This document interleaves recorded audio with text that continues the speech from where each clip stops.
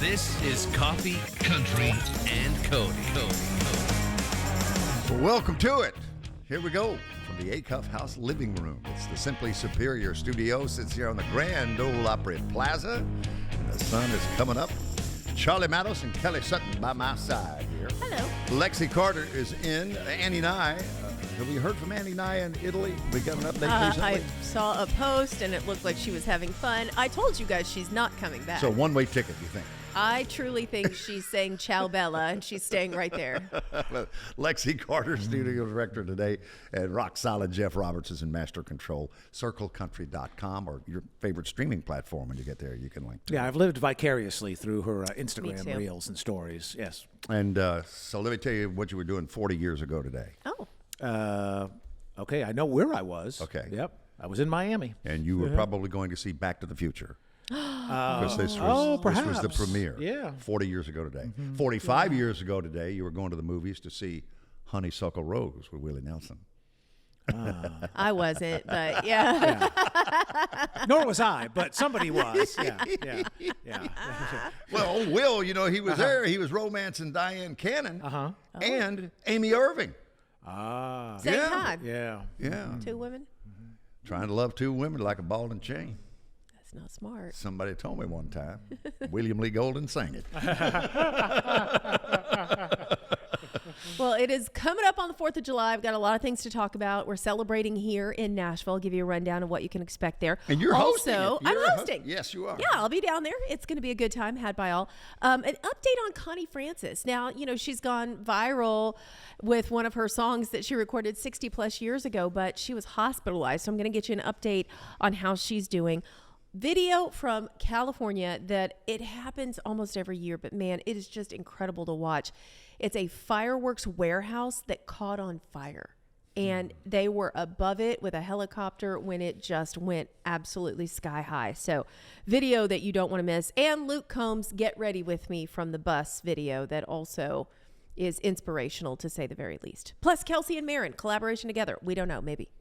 That looked like a bunker buster. Yeah, like it was what we crazy. just did in Iran with their nuclear facilities. It was crazy to see. Hang on to see that here on Coffee, Country, and Cody with Kelly Sutton's Entertainment. From WSM Radio, this is Coffee, Country, and Cody. From the Assembly Food Hall stage, JD Shelburne. Soak it up while I say it. You are getting ready for your Grand Ole Opry debut. It's hard to believe.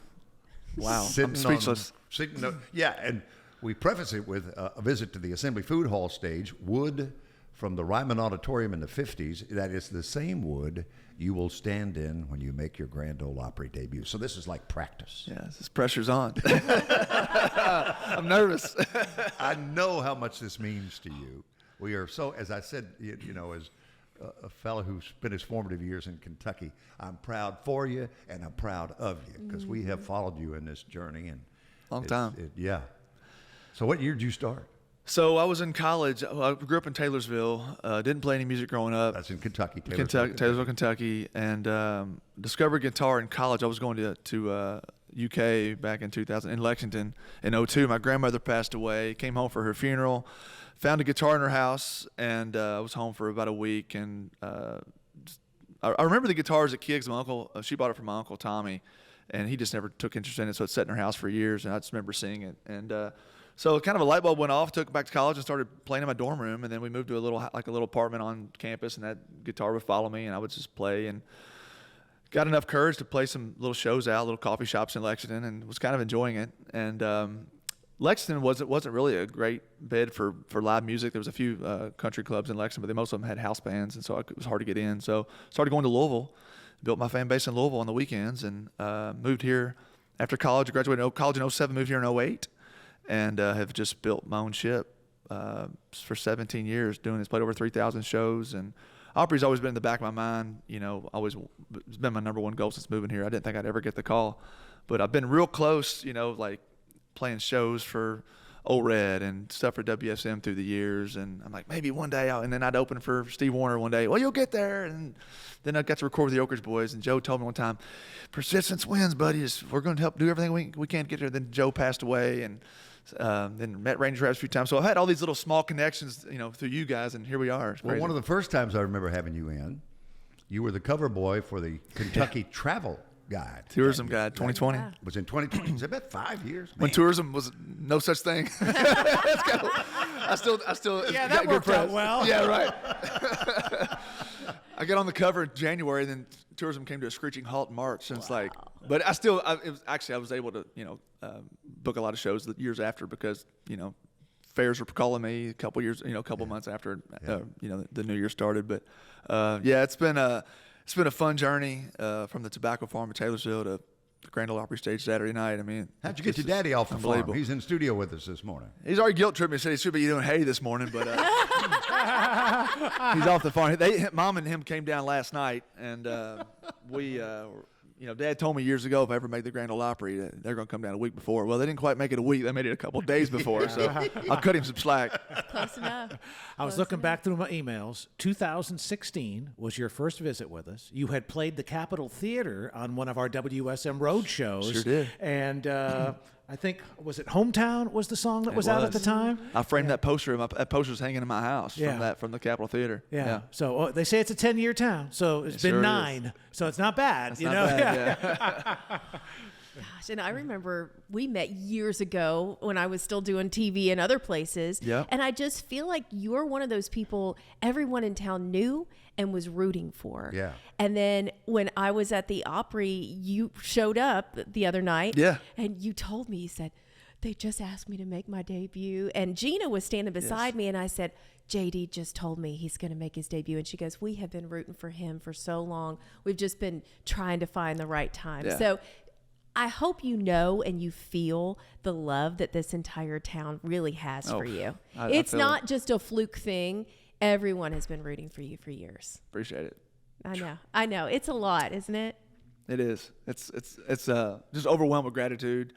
I've been building fans for all these years, and this is really all I've ever wanted to do is do the Opry just one time. And just like now I'm like, okay, hopefully they keep inviting me back. I haven't even played yet. I haven't even played on the stage yet, but it's just I've had my nose to the ground doing this for a lot of years, and when you finally reach one dream, a goal you want so bad, it's like it's hard to describe the feeling. But when it's a whole other story how I found out, and we can talk about that. But Oh, tell us. so this was it 2 weeks ago on Friday, 2 weeks ago today, and I had a big show in Bloomfield, Kentucky, which I start my summer tour in Bloomfield every year, and we were taking a bus up. So the night before, the guy that sells my merch on the road, Bradley, was coming over to my house to pick up all the merch because we couldn't get the merch inside the bus under the bays because I had these 2 big JD letters made as a stage prop. Well, they won't fit in the bus with the merch. So Bradley came over. We were unloading the trailer, and I got my Bluetooth speaker on in the garage, blaring music. As I'm unloading the trailer, getting ready for him to show up. My wife's inside with Jack. She's making lunch, burgers on the grill. My Bluetooth cuts off on my speaker, and I'm jamming out there. And my phone goes silent. I'm like, well, somebody just sent me an email. I'm like, dang it. So I had to walk around my car and walk out, and I'm on my phone. It says Gina, and I was like, uh-oh. And I pulled it up, and I saw a date in the line out, and because your phone shows you an email. Yeah. And it was like a tease. You just saw the date, and I was like, oh my God. And I ran inside, and my wife's, I'm crying, and I'm like, and so I gave her the phone, and she starts crying, and I'm like, oh my gosh. And she's like, oh my God, you're going to get your debut, blah, blah, blah. And I was like, it was nuts. So anyway, called Mom and Dad. Dad's on the tractor in the hayfield. I called Mom, and I was like, Mom, where's Dad? She's like, is everything okay? I'm like, nobody's dead. We're good. Is Dad around? She's like, he's in the hayfield. And I was like, you've got to go get him. Everything's fine. Jax is okay. And so she runs out to him, and you can just see the phone in her hand run into the hayfield. And it's like the phone's because I'm on FaceTime. And you see the phone running. Dad cuts off the tractor in the hayfield, and I was like, Dad, I'm going to make my Grand Ole Opry debut. And he was like, what?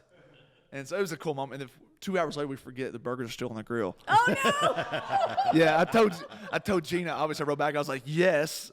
And she's like, I'm sorry you burned the burgers. Never forget that moment. So it was an amazing moment. Was it Uber Eats after that? Pretty much, yeah. We didn't eat the rest of the day. That's awesome. Hey, we're going to feature JD in Summertime All Year. Is this an original song? I did not write this song. It's on my new record coming out. Joe Diffie, Phil O'Donnell, and Tim Morgan wrote this song. So. Oh, man, it's good to hear that name Yes, again. it is. Sure is. This is WSM's Coffee, Country, and Cody. We continue on the Assembly Food Hall stage with the upcoming debut of our special guest, a longtime friend, JD Shelburne, this morning. Never get tired of hearing that, do you? No, keep talking. Keep talking. You had a post on one of your socials. You had a cousin who played the Grand Ole Opry in 1974? 1974, You superimposed the two of you on stage. Robert, the guy with me, made that happen last night. Yeah, so my cousin, Guy Shannon, he was managed by Al Embry back in the 70s. Guy's still alive. Maybe he's listening. I don't know if he is or not. I called him the other day. He gave me some words of advice. Words I can't say on air. He debuted at the Ryman on the Grand Ole Opry back in 1974. Still got his photos at home on my shelf, and he told me that. I called him to let him know I was getting my Opry debut. I was on 109 when I called him, and he was just so tickled. And he said, when I debuted at the Ryman back in 1974, they made me share a dressing room with Hank Snow and Charlie Louvin. 3 of us in one room. He said, it was a heck of a party. He had a lot of great stories. Oh, man. Just those two personalities. Oh, yeah. You could write books, volumes about the stories those guys could tell. Oh, yeah. It sounded like you got the same advice that the heartwarming advice I got from Tyler Bryan, our stage manager at the time, when I announced at the Opry for the first time. Like a minute before the show, he comes up and goes, so listen, this is the Grand Ole Opry. Don't this up, okay? So, so I don't know if that was kind of the same advice, but well, Guy was like, give him a fast song and then kick him right in the on the second song. There you go. Yeah. I said I sure will. That's solid. That's solid planning. So, what did you learn to do or not to do when you were out fronting for ZZ Top, Marty Stewart, Craig Morgan, Steve Wariner? You know, I learned when they walk out to the stage, be gone. Don't look at them. Shut the doors. Let them walk to the stage, you know. But when I opened up for ZZ Top, which was their last show as a band, actually, Dusty Pat, I opened up for them on a Sunday at Iroquois Amphitheater It was in Louisville. Louisville, yeah. And he died Wednesday. I was actually playing Old Red in Gatlinburg when I found out about it. I was backstage at Old Red. And so technically my band was the last band to open for him. But I remember that day very well because they came into the dressing room. We had just got off stage. And Jax had a little ZZ Top shirt my wife found on Amazon. And we're sitting backstage, and the manager came and said, we need to shut all back doors. ZZ Top's coming through. They just want to be doors shut. And no problem. We never thought they were going to ever unlock the door. I'm like, because we didn't know if we should leave the dressing room because we want to see their show. And they finally came and opened the door like halfway through their set. I was like, I just forgot about us. But it was a cool moment. But he was under the weather then. Sitting on a road case. Dusty was playing his bass on a road case, no energy at all. We knew something was wrong. Had no idea he was in his final numbers of his few days left of his life. But Marty Stewart, great hair. One thing I remember about him, he had everything backstage with Marty Stewart had a note on the door. It was catering here, Marty's dressing room, the star, this and that. It was just really cool. It had like a little town backstage. And but I never got to shake his hand. I met his band. They were super nice to us, but good times. What are you going to wear on Saturday? So I actually, I'm a cowboy boot guy for sure, but I like wearing suit coats. But I actually have found a place in Rivergate Mall. Believe it or not, Rivergate Mall is still standing. And there's a store left in there called Nino's. And I used to hear Ronnie McDowell talk about it years ago. And, of course, I'd been here long enough I bought multiple suits and stuff and shirts. But they have a lot of snazzy stuff over there. I found a black collared shirt that's got rhinestone cufflinks and rhinestone collar. I'm going to wear it with a black sport coat. Those sparkles and pop. Nice. So. You better go get it because I don't know how much longer Rivergate. They just do the last cruise. Yeah, they did the last cruise of it. So I think the entire mall is closed. But if he's like adjacent to it, just make sure you go pick it up today. I'll leave after this. I would. Go get it just in case. Tell me about farm life growing up in Taylorsville, Kentucky. Population 1,256 hillbillies that know how to act mostly. And related. Taylorsville is a great place. I still go back there and visit. Mom and Dad still live there on the family farm of over 100 years. And, there's more dollar stores than stoplights, believe it or not. There's a dollar store on every corner there, one yellow page. But growing up on a tobacco farm, Mom and Dad made us work tobacco farm and hay my whole life. It's all we knew. None of my friends that I grew up with wanted anything to do with it. But we had no choice coming home. Dad was a principal in school, so if I got in trouble at school, I got it twice at home. Mom was a stay-at-home mom my entire life until we went to college. And then they had to get jobs because put my brother and I through college in Lexington all these years. And but good times. My hometown shaped me. My love for country music came from there. All my family my brother still lives back there. And believe it or not, my brother he graduated college. He plays guitar a little bit, nothing like playing like what I'm doing, but he's coming to Nashville to the Opry debut. So I'm very shocked he's coming. So I'm very excited. So. That's JD Shelburne. Saturday night, he debuts at the Grand Ole Opry. Kind of warming up. This is sound check because you're just going to walk across this plaza right into the Grand Ole Opry House on Saturday night. I won't sleep till Saturday. That song, by the way, is like an earworm. That's going to be in my head all day long. Now, it's such an infectious melody. Yeah. And Charlie was asking earlier, he may feel awkward asking you live on the air, but did you bring samples of your new signature series? You know, it's funny. It's funny you ask. That means no, Bill. When it's funny you ask, that means no. I got to Bradley Parkway at Opry Mills Mall, and I'm like, I text my wife. I was like, I'm driving and texting.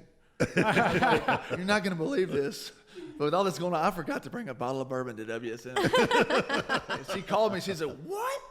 And she goes, it's 45 minutes away. You're on at 8:15. I'll never get there in time. So we're going to make a pit stop back to WSM. That means I bring two. It'll be a good excuse to have you back. How's that? It's a good way to get invited back. Yeah, that's exactly right. This wasn't planned. It's fine. It's fine. All right, and preview the Kentucky basketball season for us. Man, I'm thrilled. Mark Pope, the head coach, he invited my parents and I to practice last year. I was like a kid in a candy shop. But this season coming up, he's put together a heck of a team. I know we're thrilled about it. I'm a diehard Blue fan, and I fly my Kentucky flag in my Tennessee neighborhood every single day.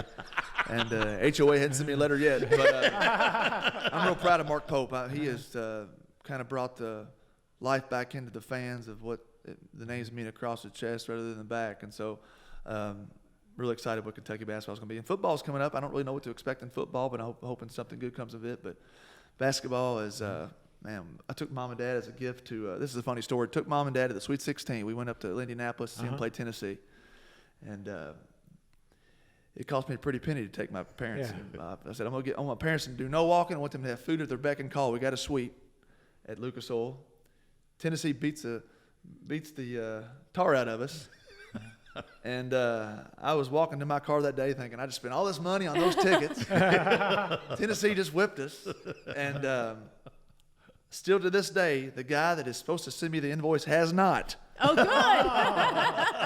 So Kiro at Circle City Tickets, if you're listening, just keep on waiting. I don't want to pay that right now. Hey, maybe you could swap out for a couple tickets to the Opry. Tell him just do it. I put him on my guest list. Okay, good. There you go. I have never heard that statement, by the way. It's such a beautiful way to phrase it. The name on the front as opposed to the name on the back. Yeah. Man, that just says everything, doesn't it? Yeah. Especially on that campus. Yeah. As it relates to basketball. Did you get to know Calipari at all? Yeah. Calipari I know he invited you to practice. He did. Yeah. Calipari was a great guy. Love him. And the 2015 year of us, almost the 40-0 year, man, that was crushing. I was a part of most of all that on the way. Went to the games, and I remember buying Final Four tickets and couldn't give them away after we lost. But a lot of injuries derailed us a little bit. I think a lot of people don't, if you look back on the teams we had that had a chance to win the national title, we either had significant injuries or, our best player got hurt and just never come back. But Cal was great, invited me to practice 7-8 times. I always shook my hand and introduced who he was, like I didn't know who he was, but I always loved that guy. And, really it was hated to see him go, but ended up meeting Jimmy Dan Connor. Oh, man. Met him at Jeff Ruby's Steakhouse during Derby, and we were talking, and he was a fan of my music, which I didn't even know. I was named, the JD from my name was named after Jimmy Dan, and so I was telling him the story, and I said, what do you think about Mark Pope? He goes, this is exactly what he said. He was an all-time guard at UK. Oh, yeah. Jimmy Dan says, he wasn't our first choice, he wasn't our second choice, but he was our best choice. And I love that he said that. That's just a great way to put it. Jimmy Dan and I used to have the same barber when I was in Louisville years ago. Yeah, and we played in some rec league basketball games. Oh. And you could, I don't care what you did to him, you could run up and hit him in the chest as he was letting the thing go. Nothing but net. It's unbelievable. It looks like he's still in shape. Yeah, how about that? JD Shelburne, Grand Ole Opry debut Saturday nights this morning on Coffee, Country, and Cody. Again, thank you so much for coming. Congratulations. So grateful for you guys. JD Shelburne, man, I'm so proud of that guy. I know. Like he said, everybody's been pulling for him We for have. years. Yeah, Seriously. And he's just so easy to like. Everybody loves him. Gonna be on the Opry on Saturday night. Hey, we want to say good morning, and I hope she's doing better, to Connie Francis. Connie Francis, 87 years old, hospitalized yesterday. Pretty Little Baby is the song that has gone mega viral. Everyone is using it on TikTok and Instagram. She said, I don't know what viral means, but thank you. That's my favorite part of the whole story. Right. I think she said thank you to the TikTok. Thank you to the TikTok. Yes. The TikTok. The The TikToks. TikToks. Yes. So yeah, she apparently was hospitalized. She was going to be a part of a show coming up, and she had to pull out of that. She said she just wasn't feeling well. She was going to be a part of Brucey's show for Independence Day. Brucey is a radio personality in Florida, but had to pull out of that. So we are sending our very best to her. Over 3 million TikTok users have lip synced to that 1962 song, and it is now #1 on TikTok's viral 50 list and the top 50 charts. How about that? Mandy Barnett did it. in Yeah, her she set. did. She did. Yep, at, She's been doing it. Opry Matinee. So this is the video that I talked about for everybody watching us on streaming. Get ready, because this is a fireworks warehouse that caught fire. Wow. I mean, you see the smoke coming out, and then boom. It literally looks like it got hit by a bomb. It is insane. Mushroom cloud goes up, but then look at the fireworks that continue. That's the crazy part. Like, it literally looks like you're watching a fireworks show with all of the smoke and fire and everything underneath of it. Or World War II with the tracer my bullets. gosh. From, Watch this angle. Boom. It just really goes up like a huge bomb. Massive. I don't know what that was that caught right then, but it was something. And then you start seeing all the Roman candles and everything. So, yeah, just... So did It anybody seems like it survive? happens. Was anybody killed? Certainly. I don't think anyone was there when Okay. it happened. But then the bad thing is it is now catching fire because it was in California and it was already dry out there. So now they're watching it. It's around Oakdale. They said it's 78 acres so far with this fire. So, yeah, just one of those. Remember, if you are setting off fireworks, please, please, please put them out. Use water, use your hose, whatever, because it can catch so quickly. And I know we've had tons of rain, but still, take care of it. Or just go downtown with you and Just come downtown. let the pros handle it. Biggest fireworks show in the United States happens in Nashville, Tennessee. We make sure of it. You get to host it. And she's also the one, she has the hose pipe I backstage do. in the event. Just of in case? an Just in emergency. case. Okay. Yes. That's right. Me and Dirks. They gave us hats. Little red Wow. hats and a big old hose. All Okay. right. This is one of my favorite videos I've seen in a while. Luke Combs doing a get ready with me on his tour bus. Just to let you know, if you're listening to us on the radio, the choices are a black shirt or black shirt. Take a listen. Get ready with me for a show, guys. A lot of big decisions to be made here. This BFG or this BFG. That's kind of the only decision that we have to make. And then he walks out and he goes, I went with this one. Going with this one. It was just a black PFG fishing shirt. That's all he wears. And that is what he will always be on when he's on stage. It's got the vent in the back, keeps it cool. He knows he can wear it. You won't see the sweat on it. So black PFG shirt. That's what Luke's got on. That's what Johnny Cash would have done. He said, which one? But the best part was the comments, because all the comments were like, I probably would have gone with the other one. This is Coffee, Country, and Cody. Well, listen, if you were a fan of American Idol Season 23, you're going to love it, because you know who just sat down on the Assembly Food Hall stage? Thunderstorm. Thunder. He just introduced himself as Thunder. I know. Thunder, man. I wish we had like sound effects and a lightning crash. You need that. Thunder. We need Yes. some AC/DC, man. I'll do the little Dallas Cowboy cheerleader routine for Oh, you. you got yeah, one? okay. Yeah, of Kelly course. came across something the last couple of days. We were talking about your visit, and he said, Because that's what my mama named me. Yeah, that's right. You were going to be twins? Was that it? Yeah, they thought I was going to be a twin, so they wanted to name one Thunder and one Storm, and it turned out to be me. And so they said that I was a fat baby, so they guess God rolled them both in one, and Thunderstorm is my name. So there you go. And Artis is the last name. Yeah, correct? Artis, yes, sir. Yeah. Did I say where your mother worked at Motown? Did sing at Motown? So my mom sang a bit of Motown, and my dad worked there. He was a studio musician. He worked underneath this guy named Norman Whitfield and got to work with groups. Oh, yeah. And so many different groups. He was in. Temptations come to mind when you say Norman Whitfield. Oh, man, dude. Yeah. Dude, that guy, man, his list is just insane. Yeah. And then my dad also toured with the group Shalimar back in the day for a bit. And they, but then they moved from California over to Hawaii back in 1991. And that's when they started to have the later side of the 11 kids. And raised us in a house full of music and life and God right in the center of all of it. And yeah, it was a crazy thing. I was just back in Hawaii 2 days ago. It was a lot So of were fun. you born in California or Hawaii? I was born in Hawaii. So I was the Okay. first son born in Hawaii. So that's why I have a very long name. It's, On Oahu? yeah, on Oahu. My full name is Thunderstorm Kahekili Marani Artis. It's a long one. Imagine being a homeschool kid learning to spell that. Oh. And my brother's name is Ron, so he had it pretty simple. Oh, gosh. So what does the middle name mean? Because I know with everybody that's born in Hawaii, if Yeah. you're Hawaiian, then that has a special meaning. Yeah, so the name Kahekili, it means the voice of God in Hawaiian.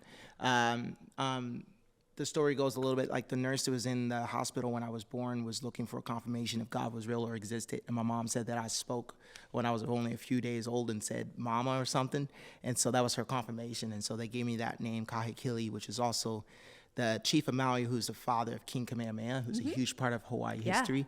And so, yeah, they gave me that powerful name, and I'm just trying to live up to it. Oh, that's so cool. So where did you go to high school? Or you were homeschooled? I was homeschooled, man, all the way Yeah. through, so I couldn't get away with nothing. That's fun. And also, I can't imagine your mother with 11 children homeschooling. Yeah, you know, I Living thought on an island. living on an island. I mean, I thought it was easy I'd be until a I real had. good swimmer after a while. I'd be like, okay, I'm going to the ocean for a minute. Yeah. Oh, I thought nothing of it until I had two of my own, and I was like, man, this is a lot of work. yeah. You know, and my wife did a home birth of both boys. Oh, wow. And so I was like watching her go through that process. I was like, my mom did this 11 times. Like, man, you put some respect on her name. Yeah, that's right. That's right. Tell us about your wife and where's she from? My wife is from Australia.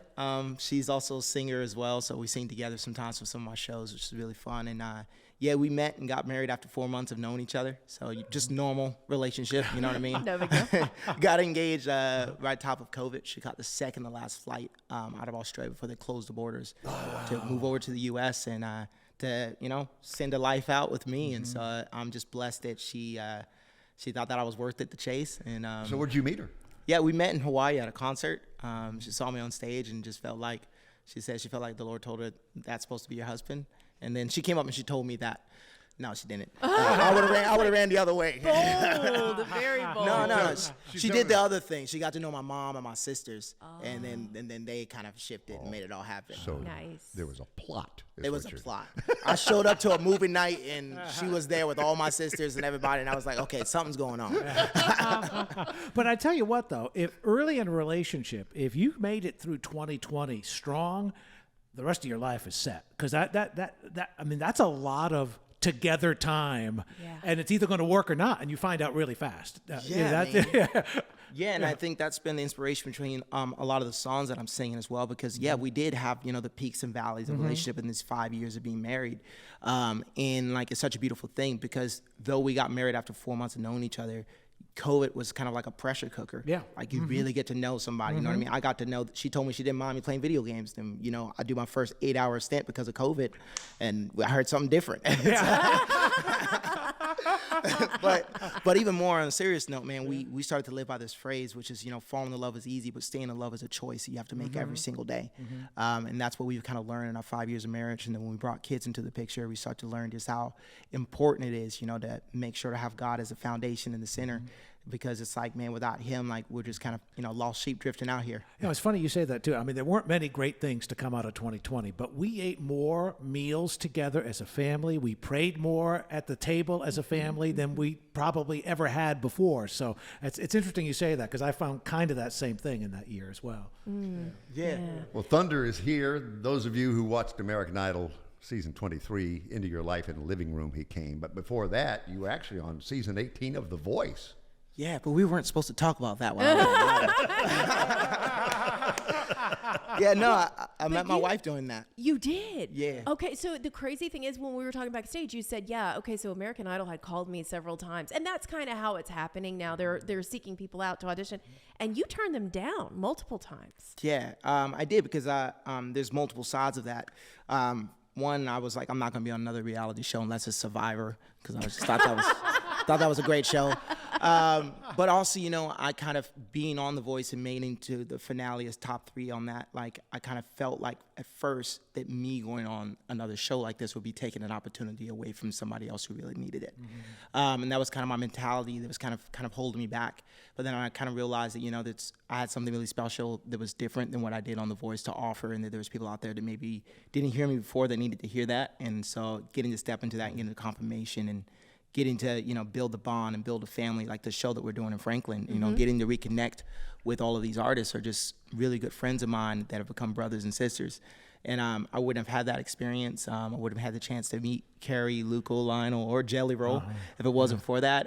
Getting the chance to work with someone like James Taylor was really, really fun. So I'm really excited for this show coming up. The Franklin Bash is going to be really good on July 12th. And for anybody listening, if you have not been to the factory at Franklin in the last year or so, you will not recognize the place. It is absolutely gorgeous, the renovations they have done. And the theater there is just a beautiful place for a show. So, it's going to be cool to hang out with all your alums from American Idol. Yeah. Oh, amen to that. It's going to be great. And it'll be, again, you mentioned Saturday, July the 12th is the date for the Franklin Summer Bash.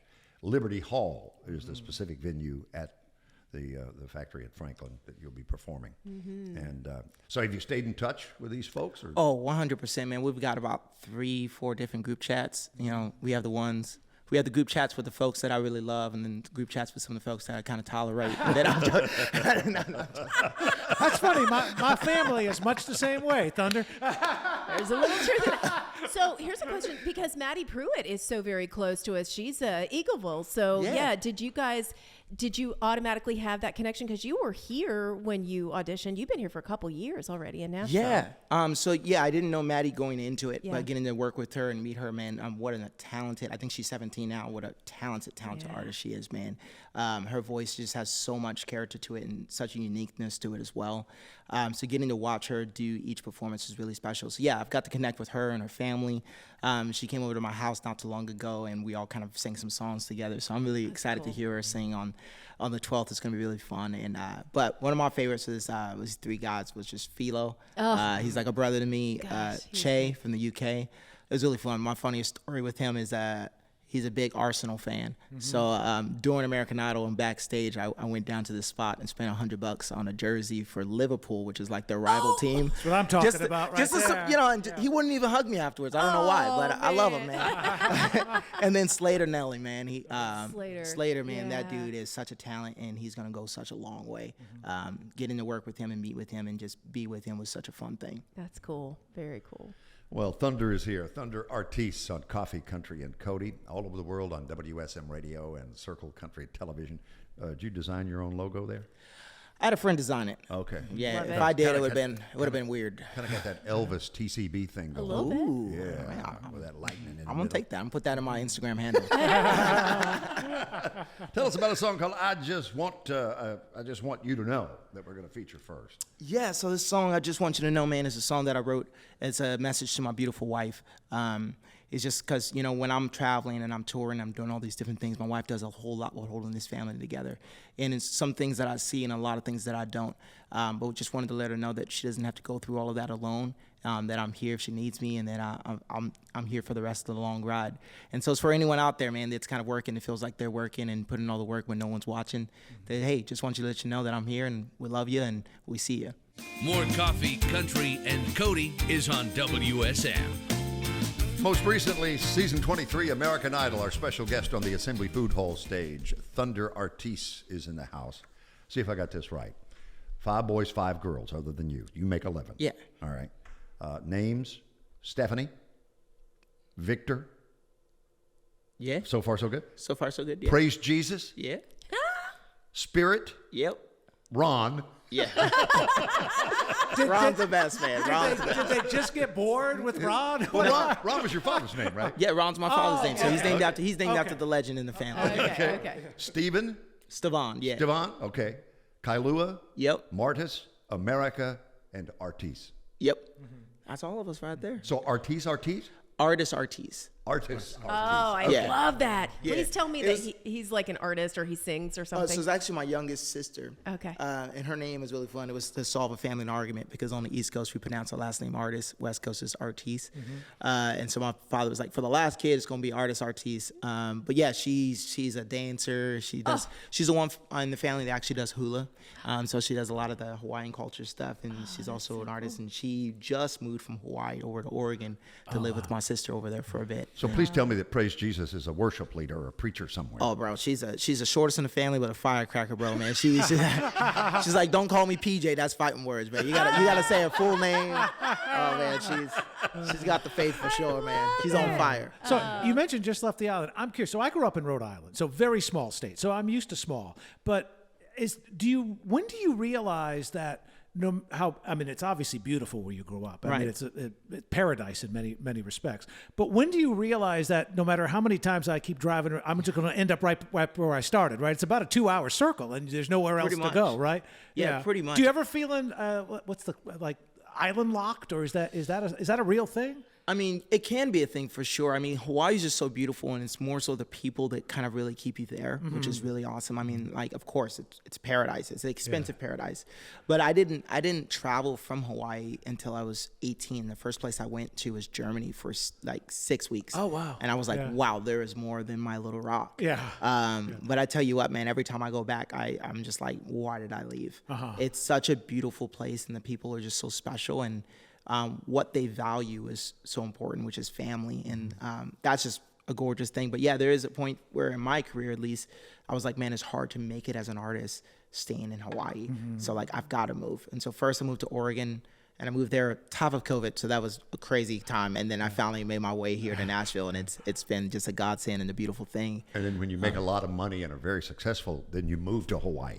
That's right. I'll buy a house in Hawaii, and then it's gonna be great. And all my siblings are gonna like, hey, we want to use that house. It's gonna happen.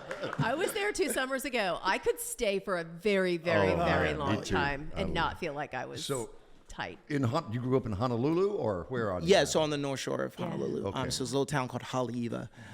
Just right there. It's a little surf town, man. It's like pretty much like a one street that runs through the whole town. I used to run up and down that to the grocery store. Like, I know everyone knows us. It was just such a beautiful thing. It's like you can have fun, but you can't get away with anything because everybody knows who you are. So. Well, I am of the age that there was a show. There's been a second version of it, but Hawaii 5-0. Yep. And seeing Diamond Head in those opening shots. And when I saw that in real life for the first time at Waikiki Beach, looking over and seeing Diamond Head, I thought, this can't be happening. It's the most beautiful place. Absolutely. It's so gorgeous. It's funny what your first impression, because for me it was Elvis and Aloha from Hawaii. Hawaii. I think that turned Hawaii on to a lot of people as well, you know? So, Absolutely beautiful. Well, you've got your guitar. What do you want to play? I do, man. I was sitting here thinking about it, man, and I was talking to my wife. Before you play, let me interrupt for just a second. You had this guitar with like 1,000 autographs on it. Oh, yeah, that you featured when you were on television. What's the backstory? I was hoping you would bring it this morning. Oh, I should have, man. I should have. It would have been a cool story to tell. No, so pretty much when I started my little TikTok journey about a year or so ago, the people that wanted to kind of support me on there, like, I started to add their names on my guitar. And I was like, hey, guys, I'm going to do something really fun with this guitar at some point. And then it kind of grew from that to also adding some of my friends and family, my wife and my kids. And then actually when I was on American Idol, I added a lot of the contestants as well. So I think all top 24 names are on that guitar. And then Jelly Roll and Josh Groban signed it as well. And so it's such a beautiful piece of history that I'm just going to be able to look back on. And so, yeah, it was really cool to be able to play that on. It's like my little GT Mini, I want to say. I'm glad to get the backstory on it. Yeah. Wow. Thunder Artis, all over the world on Coffee, Country, and Cody, WSM Radio, Circle Country Television. Do you know Ian Tongi, speaking of Hawaii, who was a couple of seasons before you? Yes, I do know Ian, man. Did you know him back home? No, I didn't know him back home because he lived in Hawaii just for a small little segment. Mm-hmm. But I got to meet him during his season And then we've kind of connected throughout. Even when I was on the show, we actually met up and kind of talked story about just like the whole journey for him and the journey for me. And it's been awesome to watch his experience and his journey. And I mean, getting to have a song inside of was it Lilo and Stitch? Oh, Just came yeah. out, really, like, it was so cool, man. And like, I can't think of a better person for success to head his way. Like, such a beautiful, humble young man. And just, being around him is such a joy. I got to work his Grand Ole Opry debut, so maybe someday soon I'll say the same for you. Let's cross. Let's make it happen. Let's make it. You heard it here We'll first. put that out there, right? Yeah. Here's my question, because I know with your music, it crosses so many different genres, and you hear flavors from CCM and R&B and soul, and there's a little country in there too. Is there a place where you are looking forward to landing? Because I think that you could be in many different places, and especially when you do things with Jelly, and you're seeing what Jelly Roll is doing, and he's opening up the space of country for a different flavor. Do you ever think that maybe that would be the place you would land? I mean, that's a good question, man. I love country music. I love the country history. I love the storytelling aspect of it. I think my heart is in the singer-songwriter world, and I think, like you said, like Jelly Roll, and there's a couple other artists that are really expanding. I mean, Brandon Lake is doing so many crossovers too. Oh, big time. And so for me, man, it's been really awesome to write. I always feel like that, the different genres always showcase a different part of who I am and allow me to tell a new story, which is really beautiful. I definitely want to explore and learn more about the country music and writing more in that space. There's a lot of artists that I'm really inspired by that are in that space. And I've had the honor of working with Jelly Roll. He's kind of actually mentoring me kind of after the show and everything for about a year. And so, I think we'll see some things coming up in the country space for sure. I like it. May you land where all the money is. Amen. Show me the money. Yes. Wherever that is. Yes. Thunder Artis this morning. And then, again, Saturday, July 12th, he will be at Liberty Hall at the Factory at Franklin as a part of the Franklin Summer Bash with former American Idol contestants by his side. Thank you so much. All the best. It's been an honor. Thank you so much for having me, guys. This is Coffee, Country, and Cody. Hey, we're going to be here on the 4th, just so you know. Tomorrow, we will not be here. On Monday, we'll have a best of, and tomorrow we'll rewind to the stage of the Grand Ole Opry 100 show highlights, a visit with Country Music Hall of Famer Jimmy Fortune, Laurel and West, the Young Fables. It'll be great to see them again. They're stopping by. Got a new album, and that's always exciting. And we'll get you caught up in all the festivities that Kelly's hosting. Let Freedom Sing. Let Dirks sing. Yes. Let the man sing, and he will. Young Fables have a great documentary on Prime Video as well. Really? Yeah, you need to watch it. It's really great. I love that. Well, we got Keisha Rainey that's going to be there. Grace Bowers. Grace Bowers is just a powerhouse. Yes. I love this girl so much. If you don't know her, she's 17. She is playing guitar. Great stage presence. Incredible stage presence. I met her a couple of years ago, and she is playing with everybody these days. Crazy, crazy. So she's going to be on the stage. Nico Moon's going to be there, so we're going to have a good time with Nico. Russell Dickerson and Dierks Bentley is our headliner for the Nashville 4th of July. So going to be a good time by everybody. Come on down. You can check it out. VisitMusicCity.com is where you can find all the details on what you can bring versus what you cannot. Right. Because there are some rules if you're coming down, but it's free. It's open to the public. We'll have the world's largest, not world's, but we will have the nation's largest Just make it the fireworks show. world's. Come on. I mean, come on. Why not? Challenge those people in Dubai to spend more money than us. That actually took place at a warehouse fire in California. Yeah, that was a big God. deal. If you want to see the video that Kelly had That earlier, was if you not visit, great. pull that was up on not your great. socials yeah. today. So it's going to be a really good time had by all. And then the Nashville Symphony will be performing live, choreographed to our fireworks display. So it's absolutely beautiful. And we'll be dipping in and out of CNN. CNN will do some live hits with us. So Have you got your own choreography, a dance routine you're doing it too? yeah, but they never put me on camera when I do my interpretive dance. So As your new management, I'm going to change that. The Opry cuts out my interpretive dance, too. I don't think Brett Walcott likes my interpretive dance. I never make the TV shows. Sorry. I don't know why, but... well, this is fun. I saw this put together, and I don't know if they're hinting at a collaboration or not, but Kelsey Ballerini and Maren Morris did a little TikTok together. So what is to come? I am not sure. Check this out. They just walk down this walkway. They're strutting, kind of like they're modeling. It was To Girl So Confusing by Charlie XCX featuring Lorde. So it wasn't a song that they had, but obviously they're spending time together. So does that mean we're going to see something from the two I don't know. We'll keep our eyes peeled and let you know. However, I will say I do have ice cream. I talked to Maren Morris. She has Dreamsicle, which is now out, and I have the ice cream, and I'll bring it tomorrow so we can sample You it. said that like 3 or 4 days ago. Right. that You were going to bring it tomorrow. Yes. There have been several Tomorrow. Yes, several Okay, tomorrows in our future and no ice cream. I forgot, okay? We Listen, get up really early. You bring your ice cream. JD Shelburne's going to get us his bourbon. And we'll be set. And you're bringing your dog. And then Miss Kate will be making an appearance tomorrow morning on the show. So This is all we need. This is all we need. It's going to be the most perfect 4th of July ever, ever, ever. I love it so much. Somewhere between culture and agriculture. That's us. And when you see Kelly Sutton on stage, go, hey, y'all, watch this. Hang on. Charlie Mattos, Kelly, thank you again. Of course, we had Lexi Carter in filling in the last few days. She's in studio director, and in master control, Jeff Roberts. And I'm Billy Boy.